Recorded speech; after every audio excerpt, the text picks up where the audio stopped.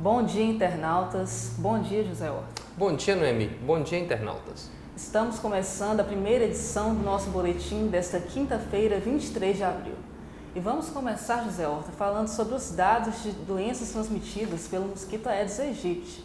Nós sabemos que no momento as atenções estão muito voltadas para o coronavírus, mas os números de casos notificados para a dengue, zika, chikungunya e caratinga têm chamado a atenção. De acordo com o boletim divulgado pela Prefeitura de Caratinga, foram 223 casos notificados como suspeitos para a dengue, 14 para a chikungunya e 5 para o zika vírus. Em relação à febre amarela, outra doença transmitida pelo mosquito, não há, por enquanto, casos notificados no município de Caratinga. Ainda temos dados em relação a casos que já foram confirmados para essas doenças. Já temos 41 confirmações para a dengue e 25 casos descartados. Ainda temos 62 casos aguardando resultados de exames e 92 pessoas que não coletaram o exame. Houve uma confirmação para a chikungunya e 6 resultados negativos. Para o zika vírus, 2 casos aguardam resultado e 1 já foi descartado. Por localidades, a maioria desses casos notificados está no distrito de Santa Efigênia. Em seguida, outros casos foram também notificados nos bairros Salatiel, Centro e bairro Santa Cruz. A Prefeitura afirma que várias ações têm sido desenvolvidas de modo a combater o mosquito Aedes aegypti. Aplicação de inseticidas, realização de levantamentos e inspeções em possíveis locais de criadouros do mosquito. Os criadores predominantes no último levantamento de janeiro são os recipientes plásticos, as garrafas, PETs, latas, sucatas. Esses são os locais que foram mais encontrados focos do Aedes aegypti.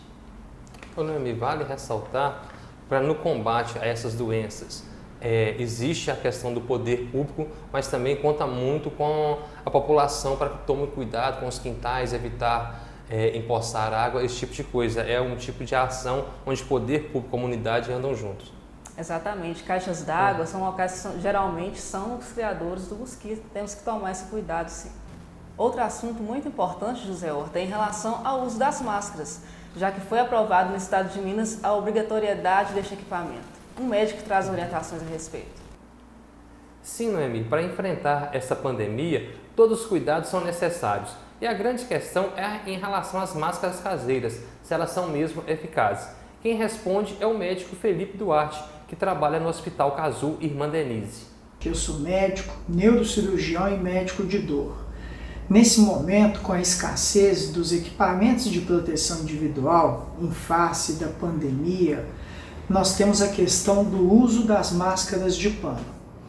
Esta é uma medida de mudança muito mais cultural, porque se diz respeito a uma situação onde que nós não estamos falando de prevenir de você contrair algo, mas de você evitar a disseminação.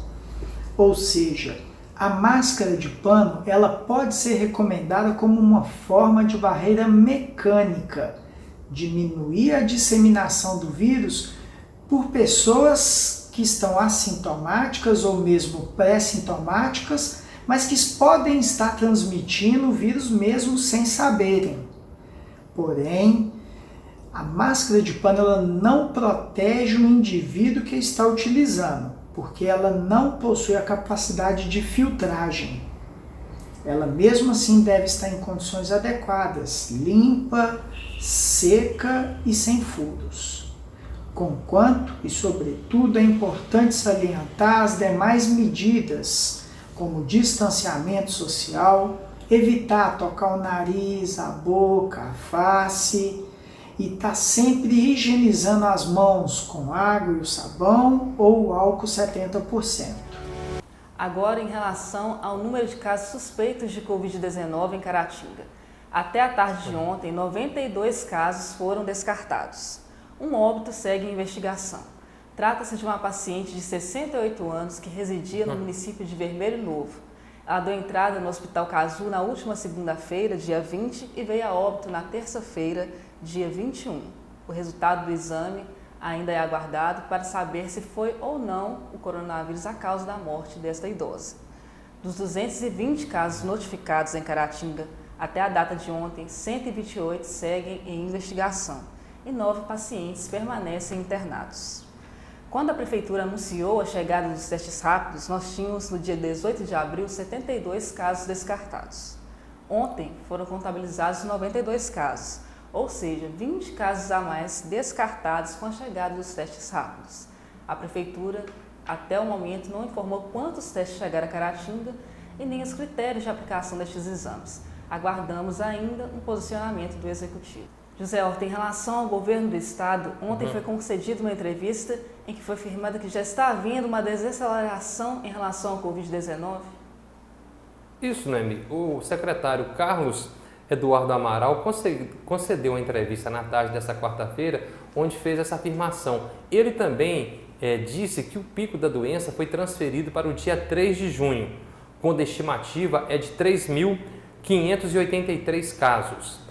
Antes, o governo de Minas tinha uma estimativa de 4.290 casos para o final de maio. O secretário ainda falou de como estão sendo feitos os testes em Minas Gerais. Pedro, boa tarde.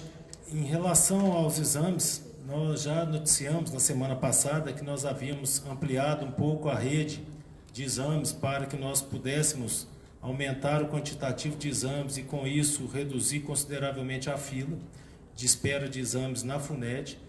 Isso foi feito. Hoje nós temos 10.084 exames realizados na FUNED e nos laboratórios associados, com 10.920 amostras que chegaram, ou seja, nós temos menos de 900 amostras pendentes. Isso é menos do que 2 dias de trabalho da nossa rede. Em geral, o que nós temos tido hoje, dos 200 exames iniciais da FUNED, hoje ela está realizando 700 exames. Nesse final de semana, que foi de feriado, a UFMG realizou 730 análises de exames e a Fundação Hemominas 938 exames. Ou seja, nós conseguimos efetivamente dar uma acelerada e ficar em dia com os exames que estão chegando na FUNED para serem avaliados.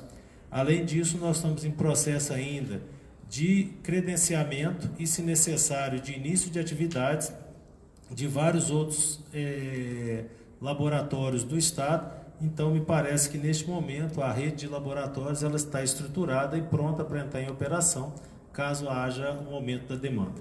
José Horta, tem tempo? Hoje é Dia Mundial do Livro? Sim, Noemi, hoje é o Dia Mundial da nossa maior fonte de conhecimento. Noemi, falando nisso, qual o seu autor preferido? Machado de Assis. Aliás, fala aqui um livro que eu gosto bastante, que é Memórias Póstumas de Brás Cubas. E o seu, José Horta? William Faulkner, entendeu? Principalmente O Som e a Fúria. É um livro até difícil, os 2 primeiros capítulos são bem arrastados. Mas quem quiser iniciar nesse mundo do Faulkner, eu indico Palmeiras Selvagens. Então, um convite à leitura. Continue conosco, continue nos acompanhando nas nossas redes sociais e até as próximas notícias. Obrigado por nos acompanhar. Mais à tarde, outro boletim.